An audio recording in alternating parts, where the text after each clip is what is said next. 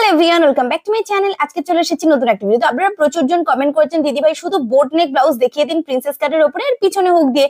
তো সামনেও বোট নেক পিছনেও বোট নেক প্রপার দেখিয়ে দেবো। তো তার জন্য এখানে আমি একটা পেপার নিয়েছি, প্রথমে ডাইস কাটিং করবো। আর এটা একটাই পেপার নিয়েছি, এটাই সামন পাট হবে, এটাই পিছন পাট হবে। তো প্রথমে এখানে নিয়ে নেবো ঝুলের মাপটা। তো আমার ঝুল আছে 15 ইঞ্চি, তার সাথে 1 ইঞ্চি এক্সট্রা দিয়ে 16 ইঞ্চিতে দাগ দিয়ে নিয়েছি। আর এখানে আমি 40 সাইজের জন্য করে দেখাবো। আপনারা 38 সাইজ 40 সাইজে এই সেম মেজারমেন্টে করতে পারেন। এবার এখানে পুর নিচ্ছে 7 ইঞ্চির পুর নিয়ে নিচ্ছি, নিয়ে আরো একটা দাগ দিচ্ছি যাতে দাগটাকে স্ট্রেট করতে পারি। এবারে এখান থেকে দাগটাকে প্রথমে একটা স্ট্রেট লাইন টেনে দেবো। এবারে ওপর থেকে 1 ইঞ্চি শোল্ডার ডাউন করতে হবে, যেহেতু এটা বোট নেক হচ্ছে। আর এখানে গলার চওড়াটা আমি নিয়ে নেবো 3.5 ইঞ্চি চওড়া নিচ্ছি। আপনারা যদি বেশি খেলানো পছন্দ করেন 4 ইঞ্চি নিতে পারেন। তারপরে শোল্ডার ডাউন করে দিলাম। এবারে এখান থেকে নিয়ে নেবো মোহরার মেজারমেন্ট। তো মোহরার মেজারমেন্ট এখানে 6.5 থেকে 7 নিয়ে নেবেন, ইজিলি আপনারা যে কোনো 38-40 সাইজে হয়ে যাবে। এবারে এখান থেকে নিয়ে নেবো ছাতির মাপ, যেখানে মোহরা শেষ হয়েছে। তো এখানে ছাতি যা আছে সেটাকে আমি 1/4 করে নেবো। এখানে আমার 40 আছে, 40 থেকে 4 দিয়ে ভাগ করলাম 10, তারপরে 1.5 ইঞ্চি এক্সট্রা নিলাম এক্সট্রা মার্জিনের জন্য। আর 1.25 ইঞ্চি ভিতরে একটা তালপাট কাটিং করবো আর্মহোলের, যেহেতু এখানে আমাদের বোট নেক হচ্ছে। তো এখানে 1 ইঞ্চি 200-তে দাগ দিয়ে এইভাবে একটা রাউন্ড শেপ দিয়ে দেবো ভিতর থেকে। এটা হচ্ছে আমাদের তালপাট পোর্শন হয়েছে। আর এর উপরে আরো 1/2 ইঞ্চি উপরে দাগ দিয়ে বাহির সাইডের শেপটা থেকে এইভাবে দাগ দিয়ে দেবো। এটা হচ্ছে আমাদের বাইরের সাইডের আর্মহোল। এবারে চলে যাবো কোমরের সাইডে। কোমরের এখানে 1/4 নিয়ে নেবো, আমার 35 কোমর। তারপরে এখানে আমি টোটাল 1.5 ইঞ্চি আর 1 ইঞ্চি এক্সট্রা নিয়েছি ব্যাক সাইডের জন্য। এখানে ফ্রন্ট সাইডের মেজারমেন্ট আমি নিইনি এখনো, তো এটা আমি পরে নেবো খাপের জন্য।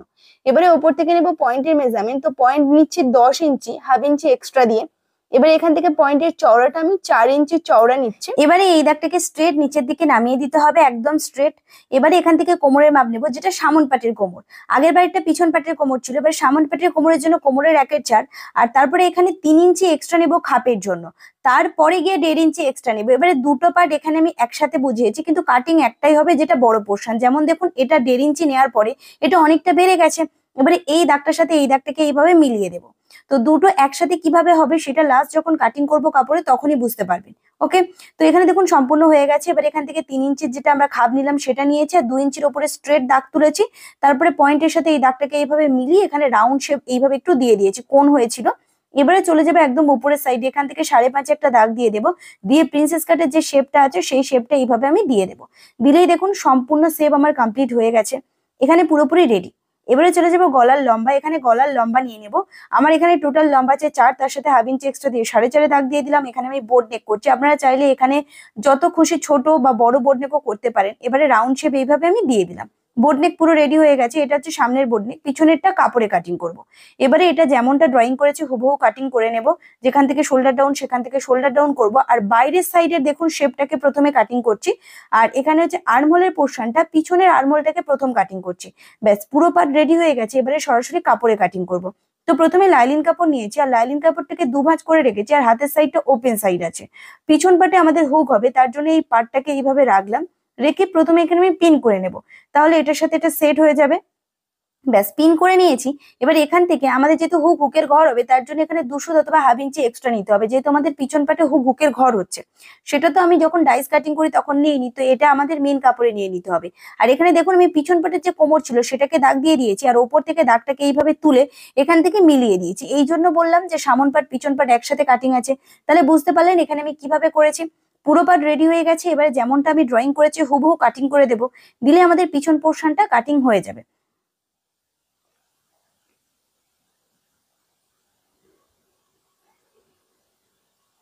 ব্যাস এখানে আমি সম্পূর্ণ কাটিং করে নিয়েছি।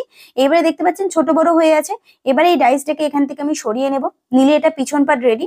আর এবারে এখানে আমি পিছন পাটের গলাটাকে শেপ দিয়ে নেব। গলাটা দেওয়ার জন্য যেটা হুকের করার জন্য এক্সট্রা নিয়েছিলাম সেটাকে ছেড়ে রাখতে হবে, তারপরে 3.5 চওড়া দাগ দিয়ে দিতে হবে, কারণ ওই এক্সট্রাটা আমরা পরে নিয়েছি।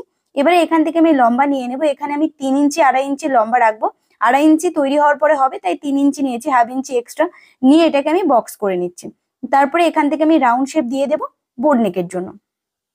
ব্যাস শেপ আমি কমপ্লিট করে দিয়েছি। এবারে যেমনটা আমি শেপ দিয়েছি এই হুবহু কাটিং করে নেব। এটাকে এবারে সরাসরি মেন কাপড়ের সাথে গলাটাকে একসাথে কাটিং করে নেব। এবারে এখানে যে ডাইসের আরেকটা পার্ট আছে যেটা সামন পার্ট, সেই শেপটাকে আমরা হুবহু কাটিং করে নেব। নিলে এটা সামন পাট হয়ে যাবে। তাহলে একসাথে দেখুন ডাইসটা কাটিং হয়ে গেল। আর এখানে হচ্ছে তালপাটের পোর্শনটাকেও কাটিং করে নেবো, যেহেতু এটা সামন পাট হচ্ছে। আর এখান থেকে শেপটাকে কাটিং করে দেবো। তাহলে একটা ডাইসে এই দুটো পার্ট পুরো রেডি। এখান থেকে সেলাই করলে এখানে খাপটা হবে। এবারে এখানে আমি একবার চেক করে নিচ্ছি দুটো পার্ট মেজারমেন্ট নিয়ে। তো দুটো দেখবেন বড় ছোট থাকবে, তার কারণ একটা বেশি রাউন্ড আছে, একটা নর্মাল পার্ট আছে। তো এখানে বড় ছোট হবে, পরে এটা আমাদের অ্যাডজাস্ট করতে হবে তার জন্য। তো এইরকম ছিল পার্টটা, এটাকে তুলে দিলাম। এবারে আমরা কাপড়টাকে নিলাম, কাপড়টা অলরেডি দুভাঁজ করা আছে, এইভাবে আমি রাখবো। যেখানে যেটা আমার শেপ মিলছে সেটা সেখানে রেখে দেবো, দিয়ে পিন করে নেবো। তারপরে এখান থেকে সেলাই মার্জিনের জন্য আরো এক্সট্রা নিতে হবে। এই পার্টটাই দেখুন এখানে 1/2 ইঞ্চি এই রাউন্ডে নিতে হবে। আপনি 1/2 ইঞ্চি দুসুজ্জে যেটা সেলাই মার্জিন পছন্দ করেন সেইভাবে আপনারা এক্সট্রাটাকে এইভাবে নিয়ে নেবেন। তো এখানে আমি এই সাইডে এক্সট্রাটা নিয়েছি, আর এর নিচেও আরো 1 ইঞ্চি এক্সট্রা বা 1/2 ইঞ্চি এক্সট্রা নিতে হবে। তার কারণ আমরা প্রথমে যখন চেক করলাম দুটো রাউন্ড দেখবেন একটা বড় একটা ছোট ছিল, ওই পোর্শনটা একটু ছোট হয়, তো ওই জন্য বাড়িয়ে নিতে হয়। ব্যাস, এবারে এখান থেকে কাটিং করে নেবো যেমনটা ড্রয়িং করেছি। পুরো পার্ট দেখুন কাটিং করে নিয়েছি। এবারে এগুলোকে দিয়ে আমি ডাইসটাকে মানে মেন পার্টটাকে কাটিং করে নেব। আর এখানে আমি হাতাটাকে কাটিং করে দেখাচ্ছি, তার জন্য হাতার কাপড়টাকে আমি এখানে 4 ভাঁজ করে নিলাম। আর এবারে এখানে হাতার মেজারমেন্ট, এখানে হাতার লম্বা নিয়ে নেবো। এখানে টোটাল হাতার লম্বা নিচ্ছি 11.5 ইঞ্চি, তৈরি হওয়ার পরে 10.5 ইঞ্চি হয়ে যাবে, 1 ইঞ্চি এক্সট্রা দিয়ে নিয়েছি। এবারে এই দাগটাকে প্রথমে স্ট্রেট করে দেবো এখান থেকে। ব্যাস, স্ট্রেট করে দিয়েছি। এবার ওপর থেকে 3.5 ইঞ্চি ডাউনে একটা দাগ দিয়ে দেবো, এটা একটা সূত্র। আর এখানে একটা মেজারমেন্ট হবে, সেটা নিতে হবে এই আর্ম হোলের এখান থেকে ফিটিংস লাইন পর্যন্ত দেখবো কত 7.5, আর তারপরে 1.5 ইঞ্চি এক্সট্রা ছিল সেটা। তো এইভাবে কোন করেই মেজারমেন্টটা রাখবো 7.5 ইঞ্চি, তারপরে 1.5 ইঞ্চি এক্সট্রা নিয়ে নেবো। আর এখান থেকে রাউন্ড শেপটা দিয়ে দেবো, আলতো ভাবে এইভাবে রাউন্ড শেপটা দিয়ে দিতে হবে। ব্যাস, এখানে হয়ে গেছে। এইবারে মুহুরির হাফ নিয়ে নেবো এখানে, আর তারপরে আরো 1.5 ইঞ্চি এক্সট্রা। তারপরে এই দুটো দাগকেও এখান থেকে আমি মিলিয়ে দেবো। দেখুন সম্পূর্ণ পার্ট রেডি হয়ে গেছে। আর এখান থেকে হালকা করে 1/2 ইঞ্চির ভিতর থেকে তালপাটও কাটিং করে নেব। পুরো পার্টটাকে এবারে কাটিং করে নিয়েছি।